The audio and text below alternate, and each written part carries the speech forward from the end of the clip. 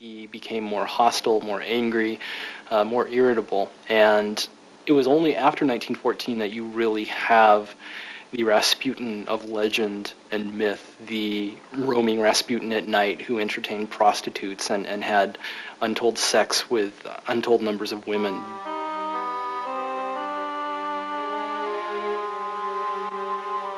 To ensure Rasputin's safety from further assassination attempts, the Tsar ordered round-the-clock police protection. The detectives, sitting on the steps leading to his apartment, kept notes. October 11th.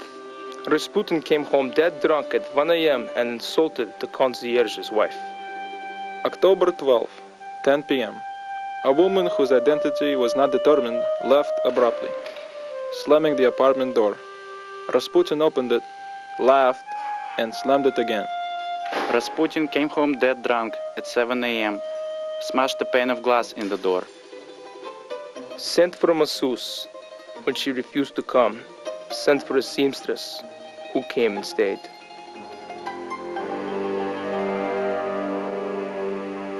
There was one occasion when he was in a Moscow restaurant that he undid his trousers, pulled out his penis, and waved it in the faces of diners while handing out notes that said "love freely" before he was hauled off by the Moscow police and put in jail.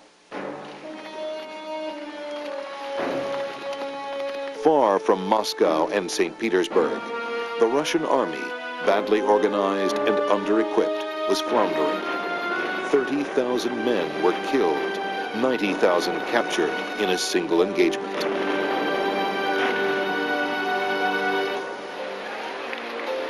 Increasingly, Russia's cities were plagued by shortages of food and clothing, and Rasputin was identified with all of the government's faults and failures.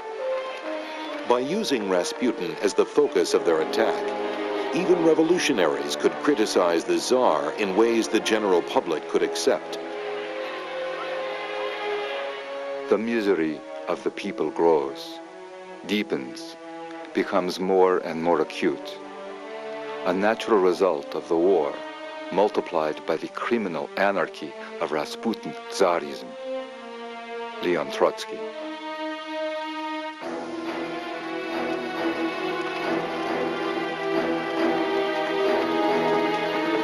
At the front, the carnage continued.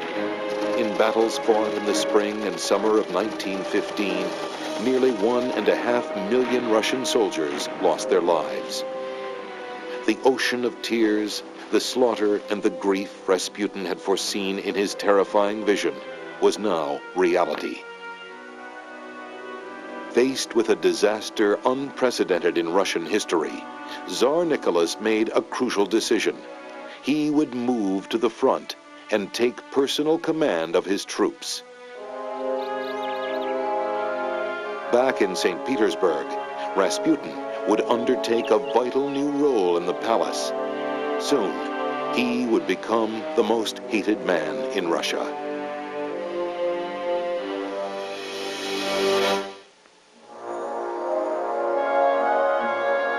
In the summer of 1915, 1 year into the First World War, Rasputin was about to be thrust into a position of real power for the first time.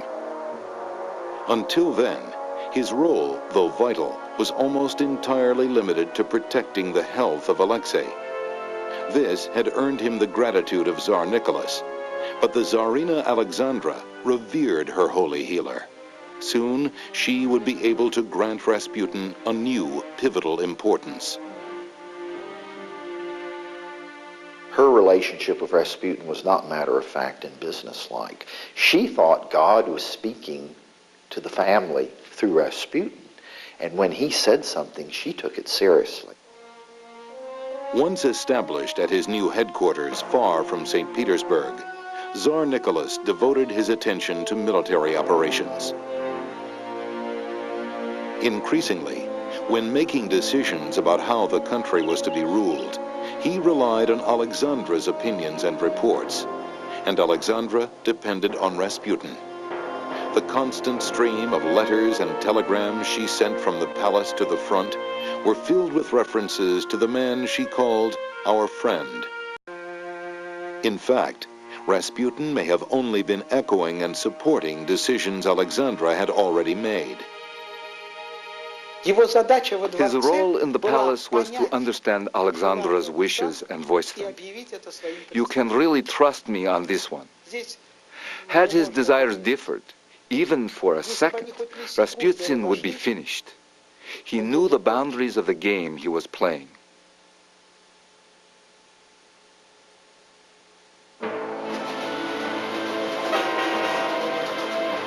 At the front, the Tsar's presence was having no effect.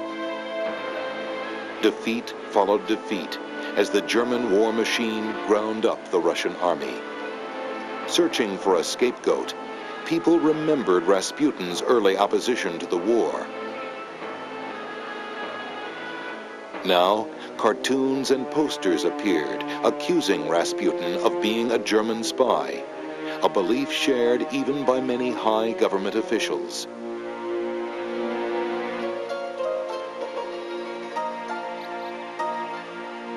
Solutions once unthinkable were now discussed openly. Politicians, army officers, even the nobility agreed. The holy devil, the mad monk, the corrupter of the imperial regime must die.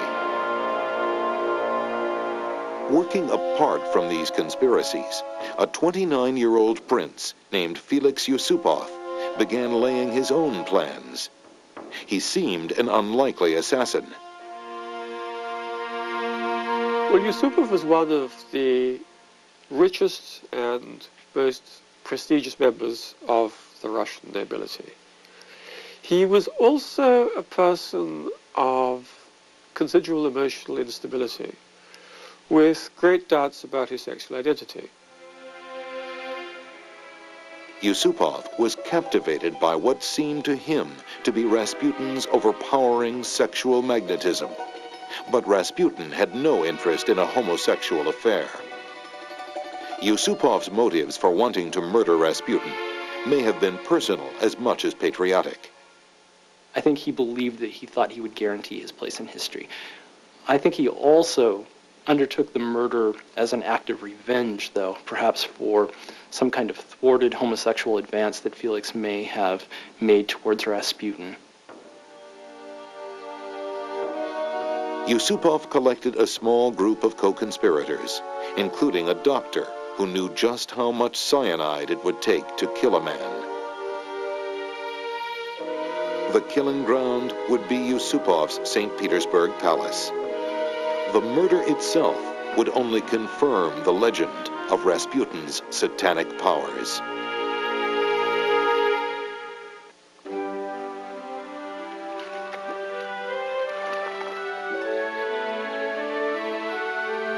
By the end of 1916, Russia's prospects were bleak. But Prince Yusupov's palace remained the scene of lavish parties. On the 16th of December, Yusupov lured Rasputin here with the promise of just such a gathering. Together, the prince and the holy man descended the steps to the basement of the palace. A storage area here had been specially converted into a small dining room, a private place to attempt a murder. The room, the very site where the grisly plot was to be carried out, is now part of a small museum. While his co-conspirators waited upstairs, Yusupov passed a plate of rich, sweet cream cakes to Rasputin. Each cake held enough cyanide to kill a man.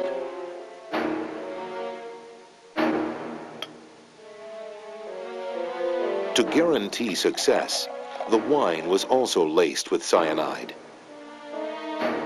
The plan seemed foolproof. Rasputin ate one, and then another of the cakes, and he drank deeply from the poisoned glass.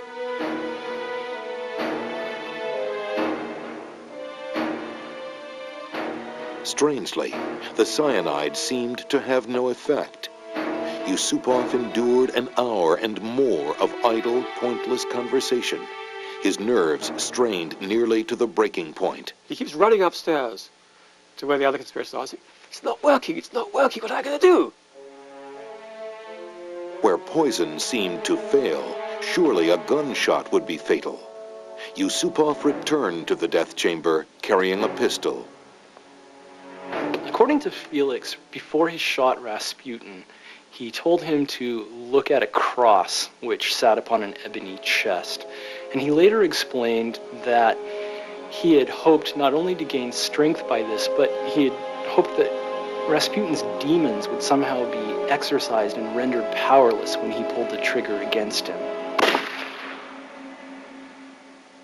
He goes upstairs screaming, saying, I've done it, it's all right, I've done it. They're all terribly excited, as it were, the wicked mad monk is dead. And then Yusupov goes down to take another look at the corpse. For whatever reason, we're not quite sure. He's leaning over the corpse, but the corpse opens his eyes and says, you bad boy, and tries to strangle him. Yusupov, as you can imagine, gets quite disturbed. He goes upstairs screaming again, he's alive, he's alive. Not only was Rasputin alive, he had managed, in a nearly superhuman effort, to escape into a courtyard. As though he really was possessed by the devil, the mad monk was lurching toward a gate that opened to the street. He had to be stopped. One of Yusupov's co-conspirators pulled out his own pistol and began firing. Several shots went wild. Then, 2 bullets tore into Rasputin. He staggered, dropped, and was still.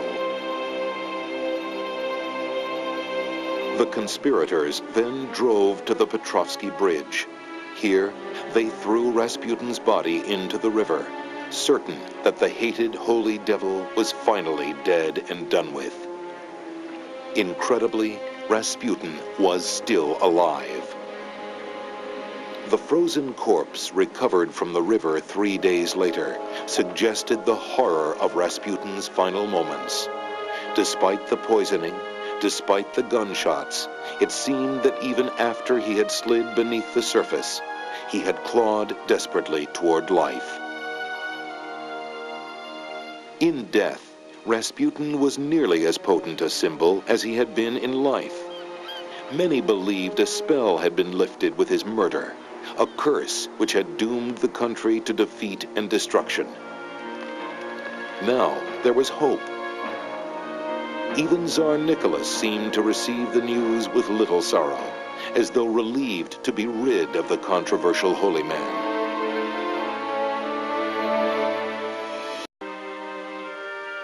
Young Alexei would have to survive his bouts of hemophilia without his beloved healer. Ironically, it would be revolution and not illness which would finally claim his life. It was a revolution Rasputin had foreseen. Shortly before his death, he had written Tsar Nicholas a chilling and strangely specific prophecy. If I'm killed by my brothers, the Russian peasants, you have nothing to fear. If it is your relations who have brought about my death, then none of your family will remain alive for more than 2 years. They will all be killed by the Russian people. Gregory Rasputin.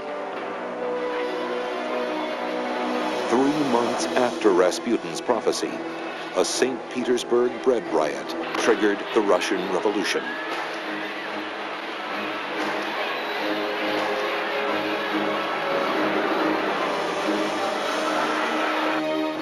"15 months after that, Nicholas and Alexandra and all their children were shot, bayoneted, and beaten to death. Rasputin's final prediction had been fulfilled.